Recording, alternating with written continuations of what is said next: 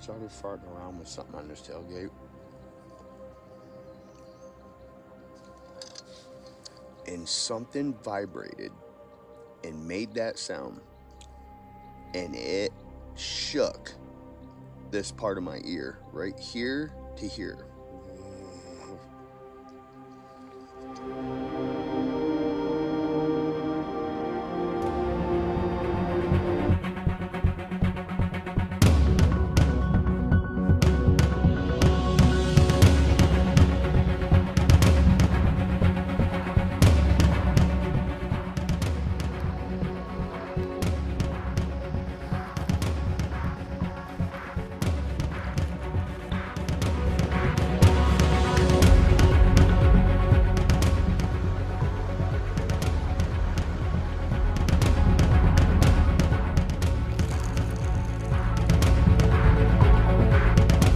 Maybe I'm wrong.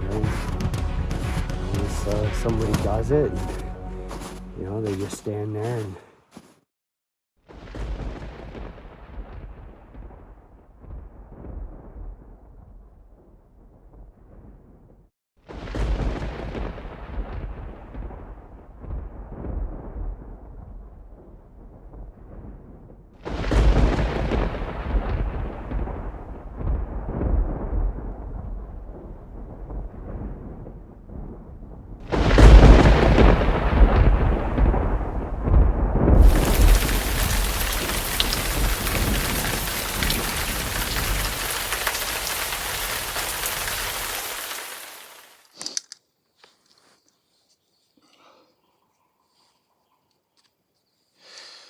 Well, I've already gotten washed up this morning.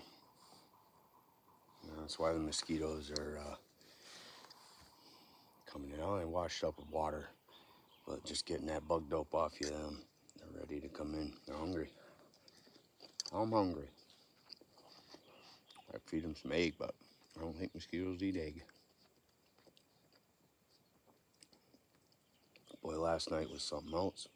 I wasn't expecting that. I have no idea what it is. I'm gonna go out and see if I can do a little tracking, see if I can figure out what it might have been. But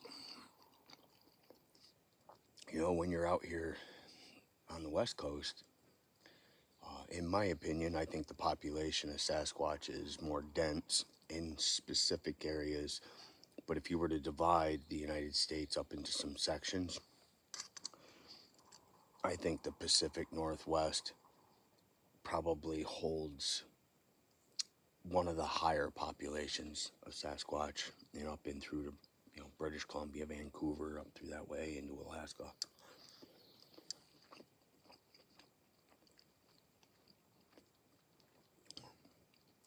I think if the same volume of people were able to research the same square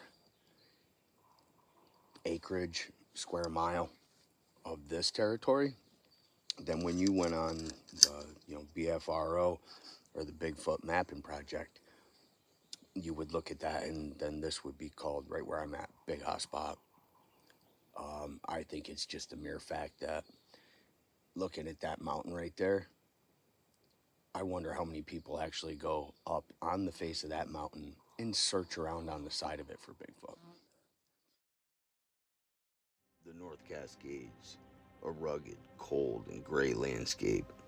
Its peaks often cloaked in clouds, only occasionally reveal their snowy summits. Glaciers, though the largest concentration in the lower 48 states, are not easily accessible, requiring significant effort to reach their frozen depths. Exploring this wilderness, especially in its deeper reaches, requires entering a world where human presence is minimal and the power of nature reigns supreme. Probably not many. But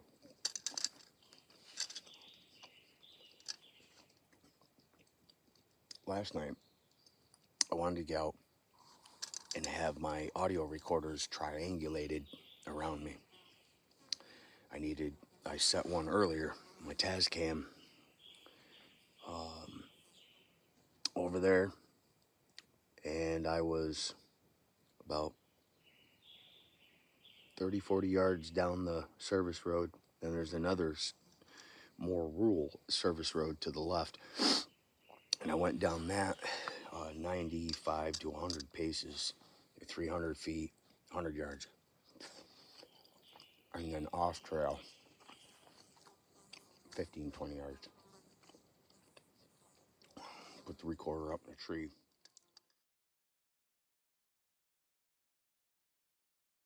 Using the Onyx app, and I've provided a link to this app in the description of this video, allows me to show you an aerial view of the Sawaddle River Valley area where we were camping, observing, and investigating the possibility that Sasquatch exists in the North Cascades.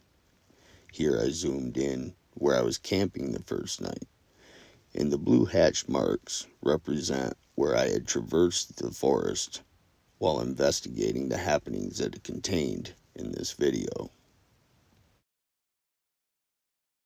Using Google Earth, I'm able to show you a three-dimensional view of the topography of the area. And with the large mountains and deep valleys, you can see the Sawaddle River running up the middle. And I've also marked off with the icon. It's a heavy movement and what I referred to early on as the possible per audio. Now zooming in, you can see the icon heavy movement. Let's zoom in a little bit closer. Here you can see, even in this Google Earth image, that there was a lot of brush, heavy cover right there. You can actually see the beaver dam and what looks like an abandoned beaver flow. Now we'll move back to Onyx, where zooming into the camping area where I stayed there July 4th, 2024 by myself the first night. The green icon in the middle is where I was camping. Just above that, the turquoise looking icon, that was where my trail camera was pointed back at my camp. The three blue icons with the X's in them were where I had deployed my audio recorders to triangulate my position the best I could that evening. Moving down towards the beaver flow, there's going to be two other icons. They appear to have like deer tracks in them. And that is where I actually had found bear tracks in both locations. The red asterisk is where I was standing, the estimated area where I was standing when I heard the movement move through the trees. That sound that vibrated my ear happened at the tailgate of my truck at the camping area. But when I was investigating this area down in there, looking for the tracks to the mammal that had moved through that brush, I came across some older bear tracks. I came across some very fresh bear tracks. And one set was right there at the dam, and the other was downstream just a little bit. Also, right at the dam, I found something very interesting. It might not be nothing, because I know beavers do use rocks in their dams. But on a log, I had found these small, smooth stones all gathered in a tight area, sitting in a pocket on top of a dead log. And down in this area down here is where I actually did a 3D scan of one of the bear tracks that I presume had just come through there, possibly that morning.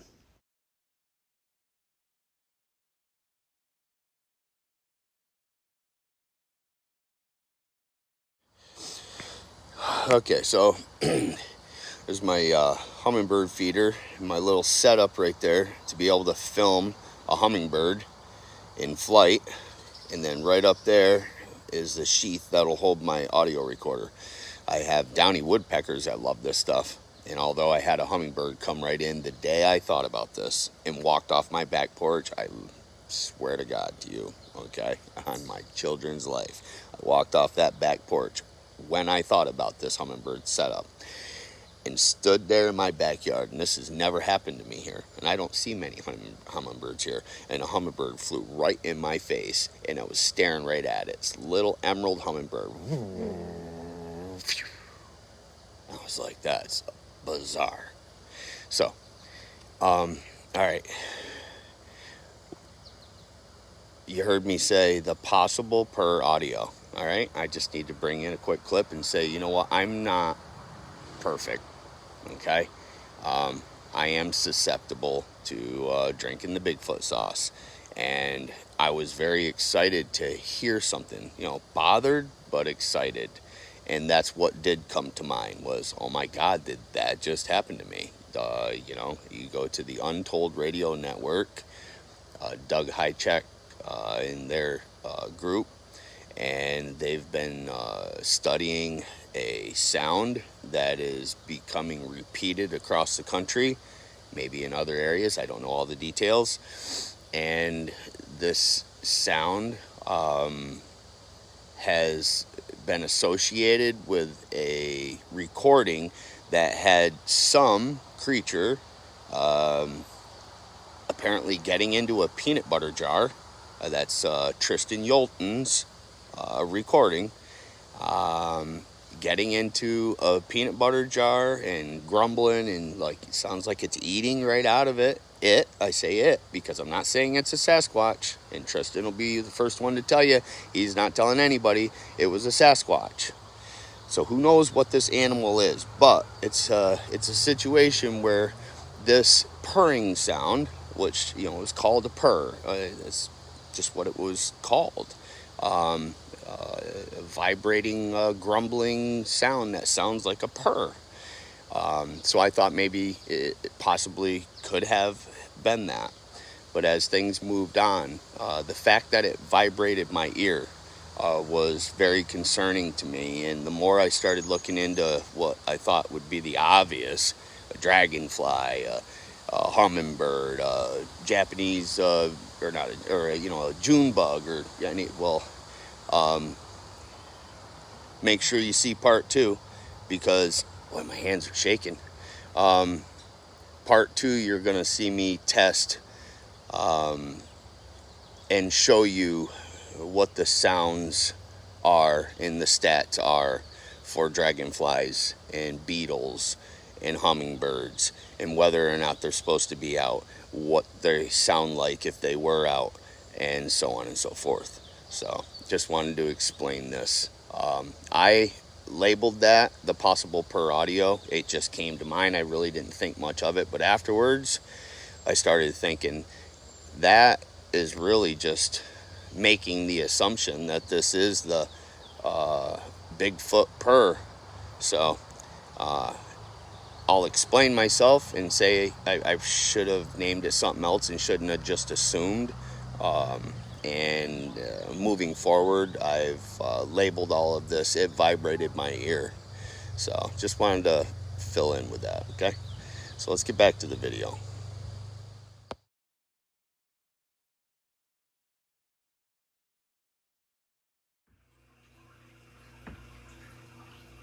Hello, my name's John Rafferty. I'm known on YouTube as Sasquatch Wizard Adirondacks. I set my easel up. Got this a couple years ago. Meant to use it for tree breaks decoded, but haven't got around to completing that yet. And decided to break it out and use it for the purpose of showing you, give you a better idea of where that movement was in relation to where my camp was, and give you a decent idea the topography around that area if it didn't get that done with the Onyx and Google Maps. So we came in, or I came in the first night, and then Brent and Bill came the next day, and we all camped together. But the first night I came in, and then right off the road there's little pull off grassy area. Parked the truck right here. Had it backed in with the tailgate facing back here. This little area right here, that's the fire. And this right here would have been my tent. I had a trail camera over here that was pointing across the road into this parking lot. It had absolutely nothing on it whatsoever. Plan is to set out my audio recorders in a triangular pattern. So I deployed my Tascam up here, and I expected to put another recorder about 100 yards out, another recorder 100 yards out. A little late at night, finally got things hooked up well, and there's a small little trail that leads out into the back. As I got closer to this area out there, it just it felt like, it sounded like, and the flora and fauna looked like I was coming upon the edge of water. Started to get rather thick right into here. Trail started to dissipate, and I made a gesture, and when I put my hand out and kind of pointed, saying whatever I was saying, something about 20-25 foot in front of me, distance of, across the road, the width of a road, just moved through the woods. And that started right about here. This is the beaver flow and the outlet, and it started right off to my right, and it didn't move, didn't run a long ways, it just moved, and that was it. And then I started to prepare myself, and then I heard more movement, which to me sounded as if that it was either going in water or out of water. Through that process, I was getting out my thermal. I was also creating some space between it and myself because it was very close. And if that was a bear, that was too close. So space was a wise thing, seeing it hadn't decided to charge out of there. That's probably invading on this animal's bed. He was bedded down, feeding on them berries, possibly captured an animal, could have been in there, had a kill. That would have been bad news for me, to walk right onto that. So created a little bit of space between me and it, 15-20 foot. Looking with the thermal, couldn't see anything, and then I heard some more movement. Sounded like it was either going into water or out of water. Interesting, listening to it on the spectrogram with a good set of headphones. That sound to me sounds a lot like a large animal doing that with its mouth. Close to clacking teeth, but it's almost like smacking its lips, whatever it was, which is very likely could have been, it's a characteristic of a black bear. They will do that. They get nervous and huff and clack their teeth together, and let you know, and let the little ones know if that's the case. Well, that would have been, could have been bad news right there. But either way, still kicking. Once that all started to settle down, I decided that it wasn't necessary to continue on through that water where I don't know where the hell I am and crawl out there and start moving towards this why I didn't know what it was. So I decided to move back here.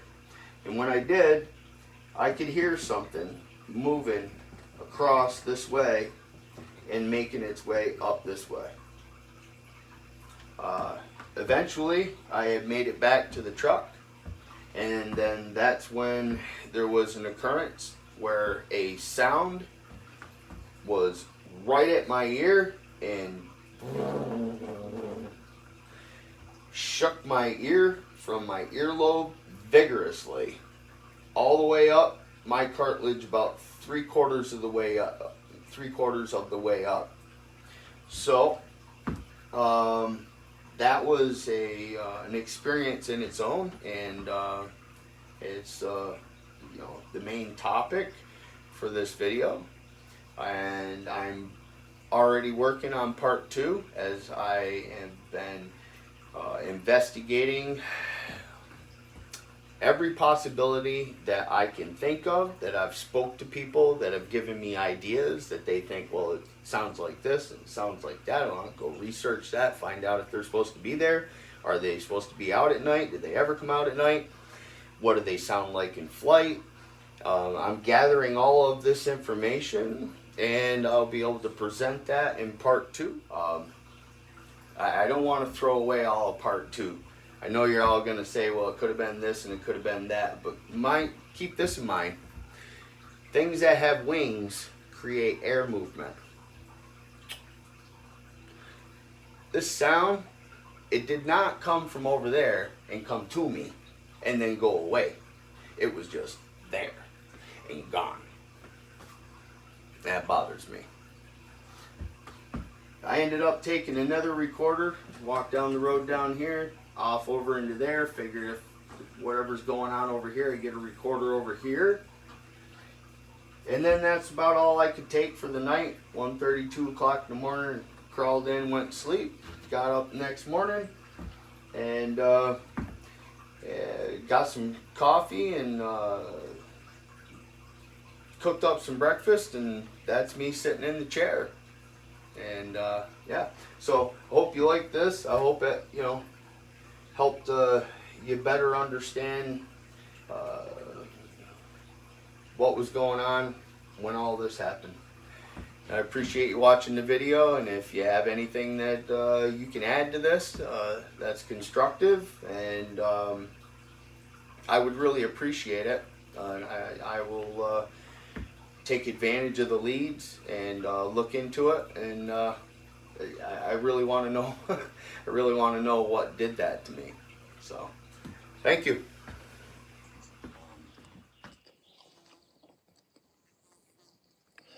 And then I got out my Zoom H1Ns, set up the first one on the solar battery pack, so it run all right. There's a little trail right here, goes on out behind this. I have never been here, so like I don't know what's around me at all. Clueless so far. But when I got back there, the fauna and the sounds was telling me that there's a swamp back there. And I don't think it's a big swamp. I don't know, maybe it is. I have no idea, but I think I was at the edge of a swamp. Wetlands, at least. Some sort of marsh, bog. I don't know. And the trail went into some, like, taller grass where it looks like, well, I guess this is about as far as everybody usually goes. But you could tell a few people had gone out there a little further. Probably going out to go to the bathroom. Well, this is damn good, by the way. Could be because I'm starving. First good meal I've had in like 2-3 days. If we want to call it good. Actually, I take that back. Yesterday on my way over here, I stopped to a burger shop. Grabbed a cheeseburger and onion rings before I came over here.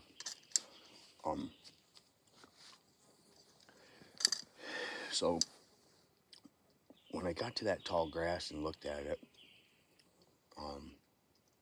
I was just, I don't know enough about this area. Like, how bad are your bees' nest?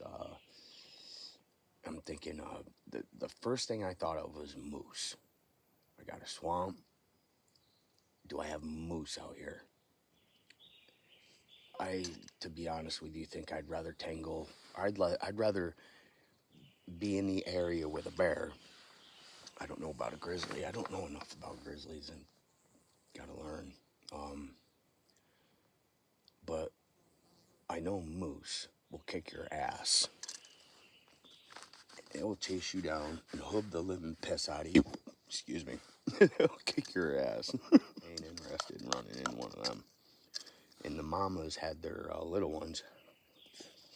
So, anyway, I get into that grass and I start to walk through it. And that's when I really realized I was at the swamp's edge. And I can't remember if I turned around and started to walk away or if I just stood there for a second. And I can't even remember if I wasn't running a video or anything. I don't know. I'm just horrible with memory. The Washington State moose population is estimated to be around 5,000, with the majority residing in the Selkirk Mountains and the surrounding areas. Smaller populations are also found in the North Cascades, Okanagan, and the Blue Mountains. Moose have been documented in other parts of the state as well, including the Columbian Basin. The primary habitat is in the Selkirk Mountains, particularly in the Pend Stevens, Ferry, and Spokane counties. Smaller populations have been found in the North Cascades, Okanagan, and the Blue Mountains. You can find this link in the description of this video. I heard something big move, and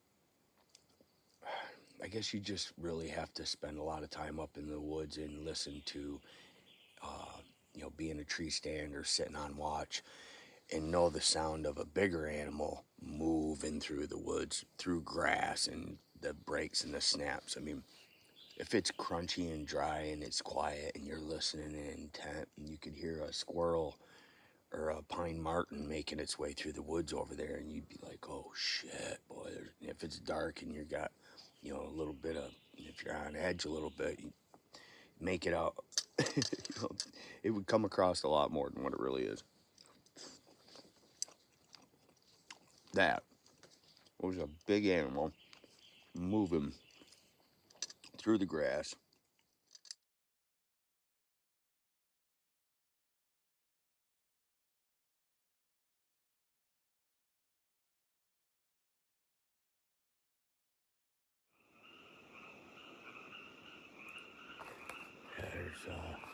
I'll have to come back out here tomorrow. Sounds like there's some sort of water swamp or there's something just took off.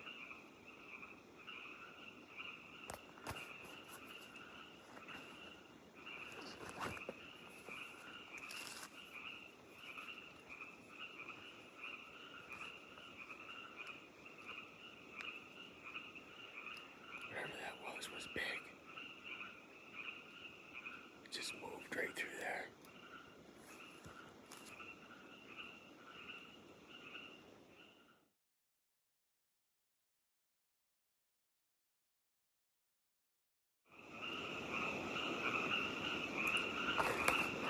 I'll have to come back out here tomorrow.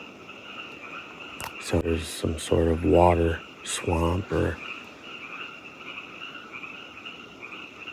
there's something just took off.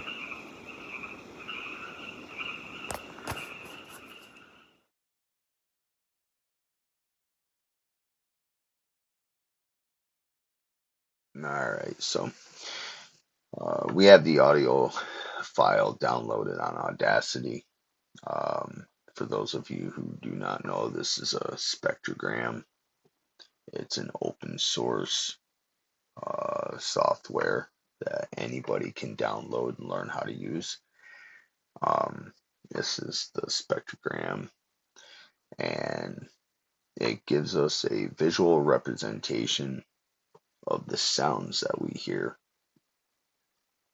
so that we can compare, take notes, and log information to compare and compare and compare. Alright, out of this audio file, I've selected 56 seconds, and the first sound of interest will be happening at 43 minutes and 6 to 6.5, 7 seconds.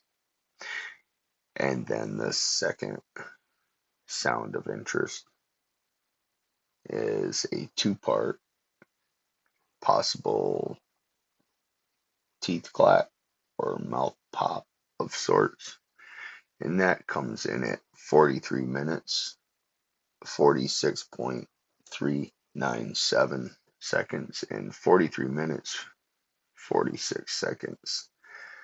Now 46.659. And go ahead and play this through. Tomorrow. Sounds like there's some sort of water swamp or there's something just took off.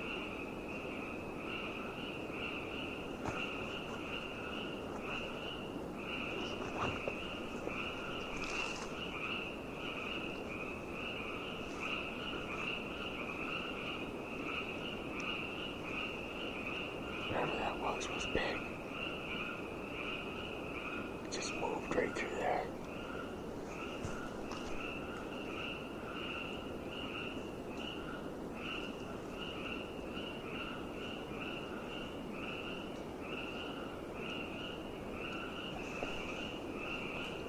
Yeah, you could just come out of the water.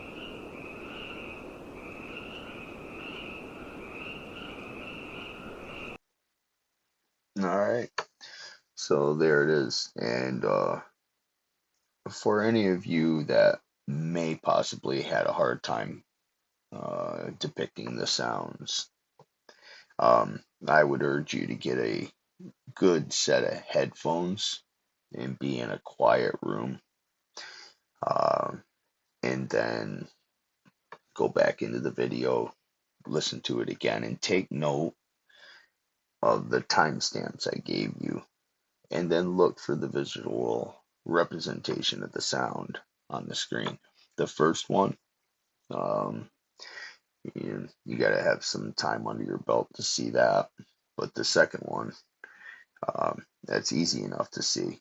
A lot of percussive sounds look very similar to that, and a percussive is not out of the question. Whatever connected to make that sound is there. What it is, I don't know. But thank you for having a listen. Let's get back to the video.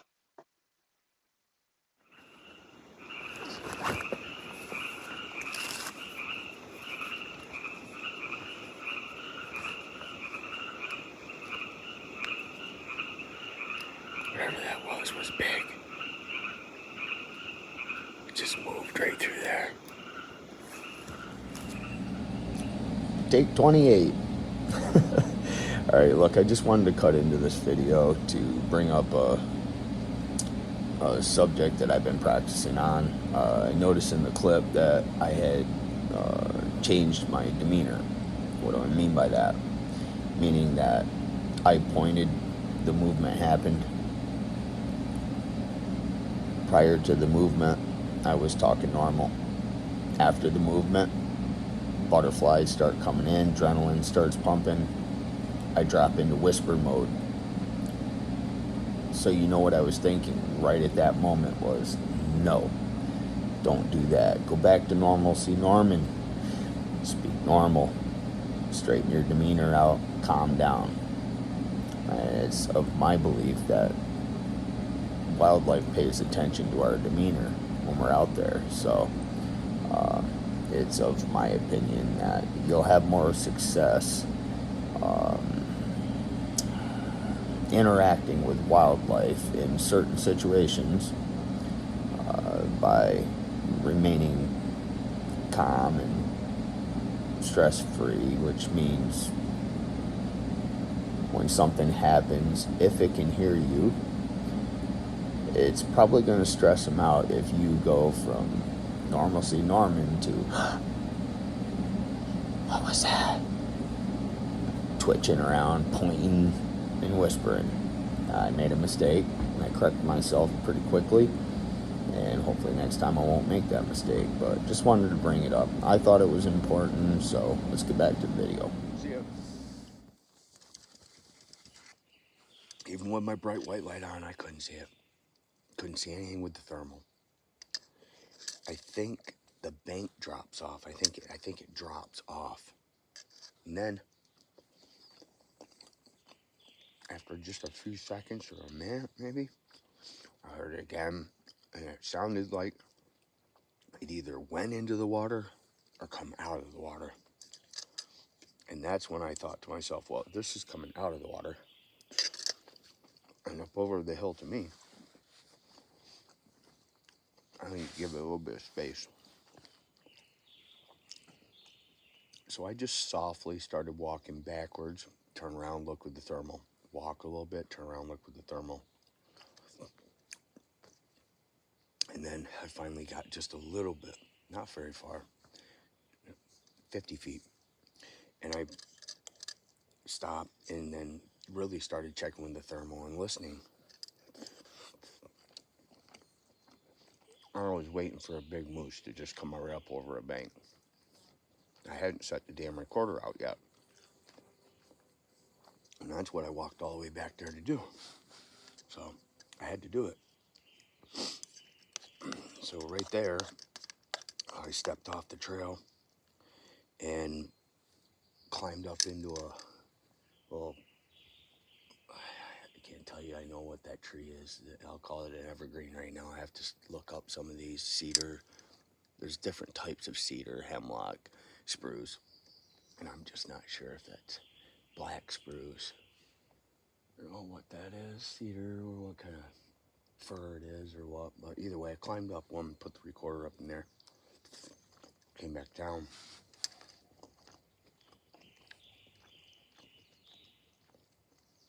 Walked back out here. There was some real odd things that happened. So,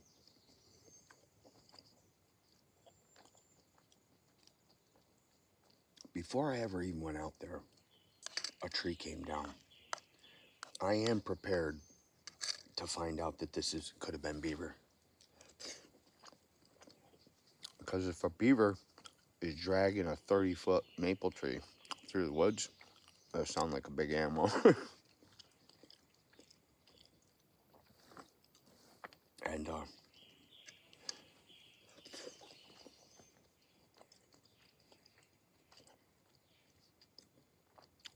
I had heard way prior, it wasn't a tree coming down. Nothing fell. It was a crack. The cracking of wood. That's cracking, snap. And I mean, it was not light at all light. And it's definitely on the recorders. Snap. And so I went through the situation, you know, thermal, listen. I think that was like the first thing. And then there was a couple explosions. I'm guessing 4th of July last night. Maybe somebody out in them mountains had a single firework or something.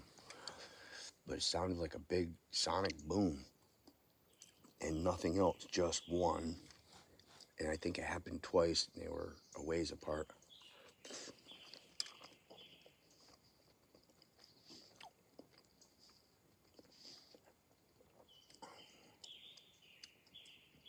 I heard some other snapping and cracking out there, normal stuff. And then to a point where a couple of times I thought whatever it was going down through this way. But all the while I'm telling you this, I'm trying to think where the first time this other thing that's never happened to me before happened.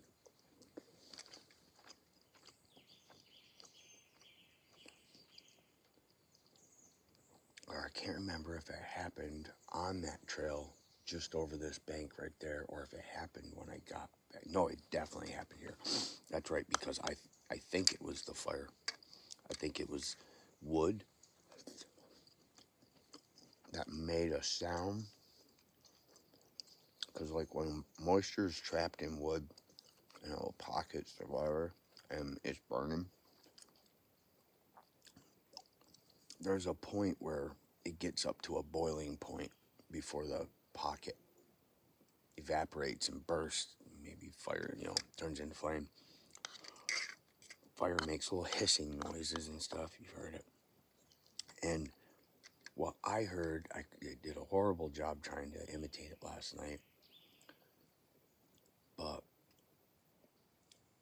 you ever have a June bug fly and hit you right in the side of the head? That. Well, that happened. It didn't hit me. I don't know what it was. It came from behind. And it wasn't like it came from somewhere and came closer. It was just there. And it made me turn around and go, what the hell was that? And I was like, that must have been the fire. And mind you, I'm like tired. 12:30 at night. 11:30, I don't know what the hell it was. I think I went to bed at like 1:30 last night, finally. But I started farting around with something on this tailgate. And something vibrated and made that sound. And it shook this part of my ear, right here to here.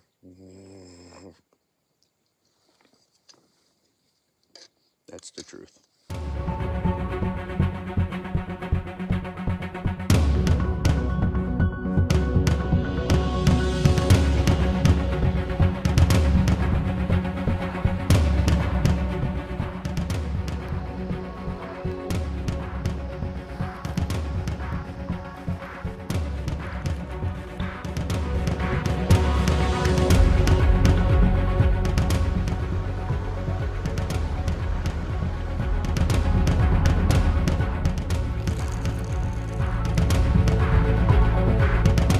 Maybe I'm wrong.